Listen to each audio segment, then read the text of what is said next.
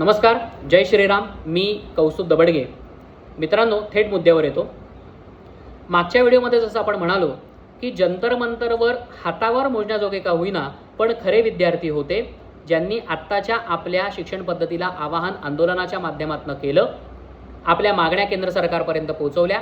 केंद्र सरकारने त्या मागण्या ऐकत त्यांना साथ घालत आपल्या शिक्षण मंत्र्यांचा म्हणजेच धर्मेंद्रजी प्रधान यांचा राजीनामा स्वीकारला.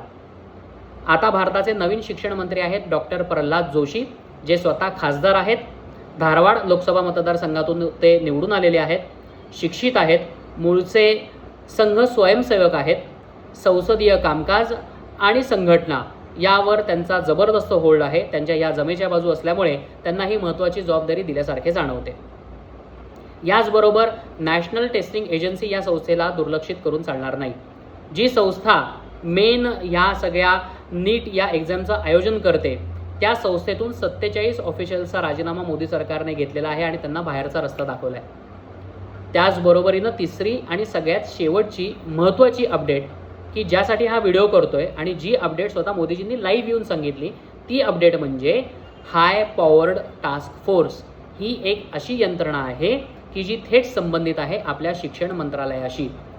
काय करणार आहे ही यंत्रणा?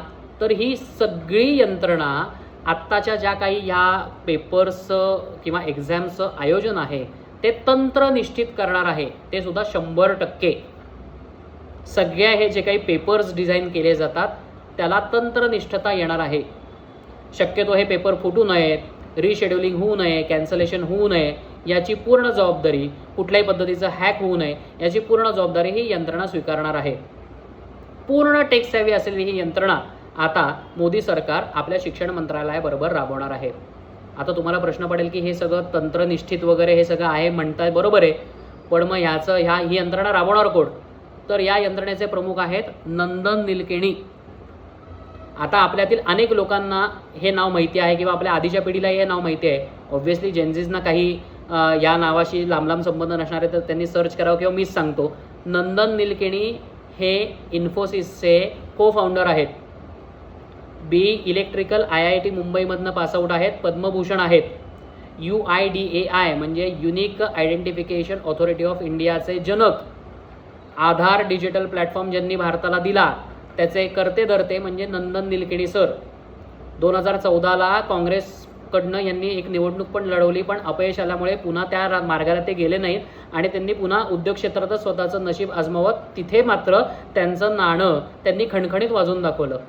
फोर्ब्समध्ये बिझनेसमन ऑफ द इयर अशा अनेक अचिव्हमेंट्स त्यांनी केलेले आहेत, घेतलेले आहेत स्वतःकडे. आता नंदन निलकेणी सर या यंत्रणेचे प्रमुख म्हणून काम करणार आहेत. ते स्वतः टेक्सेव्ही असल्यामुळे आपल्याला त्याच्यावर काही डाऊट घ्यावा अशी काही जागा उरत नाही. आता ही पॉझिटिव्ह डेव्हलपमेंट आपण 2 पद्धतीने घेऊ शकतो. एक तर पर्वणी. कोणासाठी? की अशा विद्यार्थ्यांसाठी की ज्यांनी स्वतःचं तन मन धन किंवा स्वतःचं आयुष्यच या परीक्षांसाठी वाहून घेतलेलं आहे आणि ज्यांना विश्वास आहे स्वतःवर, स्वबळावर याच्यावर ते यश मिळवू शकतात. आता तांत्रिक कुठल्याही अडचणी येणार नाहीत ना, तर मग आम्ही स्वबळावर याच्यावर यश मिळवून दाखवू आणि ते 100% यशस्वी सुद्धा होतील. अशा विद्यार्थ्यांसाठी हे पर्वणी ठरू शकते जर हे सगळं इम्प्लिमेंटेशन म्हणतोय तसं झालं तर. आणि दुसरीकडे दुसऱ्या बाजूला या मरण यातना म्हणून सिद्ध होऊ शकतात. कोणासाठी या मरण यातना आहेत? तर कोचिंग क्लासेस, जिथनं या सगळ्या विषयाला फाटा फुटला. कोचिंग क्लासेसवाल्यांचे जे म्हणजे हे जे काही ओनर्स किंवा हे जे टीचर्स आहेत, आता स्वबळावर स्वतःचं कर्तृत्व सिद्ध करावं लागणार आहे आणि मग आमचा 100% सक्सेस रेट आहे अशा छात्या बडवत जाहिराती करत त्यांना स्वतःच्या कोचिंग क्लासेसचा मार्केट चालवावं लागणार आहे. आणि दुसरं म्हणजे अशा विद्यार्थ्यांसाठी या मरण यातना आहेत की जे हौशे गौशे नवशे आहेत की जे आपल्याला जंतर मंतरवर पडलेले दिसले. अर्थात या सगळ्या विद्यार्थ्यांना नीटचा फुलफॉर्मही सांगता आलेला नाही. त्यामुळे नीट एक्झाम देणं सोडावं, त्या परीक्षेला जरी हे जाऊन बसले तरी यांना प्रत्येकी 100 रुपये बक्षीस म्हणून देणं गरजेचं आहे, त्यांचं मोटिवेशन वाढवण्यासाठी का होईना. अशा विद्यार्थ्यांसाठी ह्या मरण यातना ठरणार आहेत. मित्रांनो, हा व्हिडिओ करण्यामागचं कारणच हे आहे की खऱ्या विद्यार्थ्यांनी हे आंदोलन करू पाहिलं, परंतु त्यांना बाजूला सारत त्यांच्या खांद्यावर बंदूक ठेवून आयत्या बेळावर नागोबा अशा पद्धतीची जी काही यंत्रणा CJP नावाची तिथे आली, अनेक समाजविघातक एलिमेंट्स आले, सो कॉल्ड इन्फ्लुएन्सर्स आले, अशा सगळ्या लोकांनी या आंदोलनाला वेगळं वळण लावण्याचा अतोनात प्रयत्न केला. ते अपयशी होताना दिसत आहेत, पण ही वॉर्निंग आहे आपल्या सगळ्यांसाठी. आपण सगळेजण जागरूकतेने काम करत राहणं गरजेचं आहे. आणि मी अनेक वेळा सांगितलं आहे, आत्ताही माझ्या या व्हिडिओच्या माध्यमातून सांगतो इन्फ्लुएन्सर्सना, कृपया आपण सर्व माहिती घेऊनच आपल्या सोशल मीडिया हँडल्सवरनं ती माहिती द्या. आपल्याला लोक ऐकत असतात, आपल्याला लोक फॉलो करत असतात. तुम्ही जे म्हणाल ते तसं ते त्यांचं मत तयार करत असतात. त्यामुळे तुम्ही जर चुकीचं सांगितलं तर त्या चुकीच्या पद्धतीने ते पुढे वाद घालायला लागतात.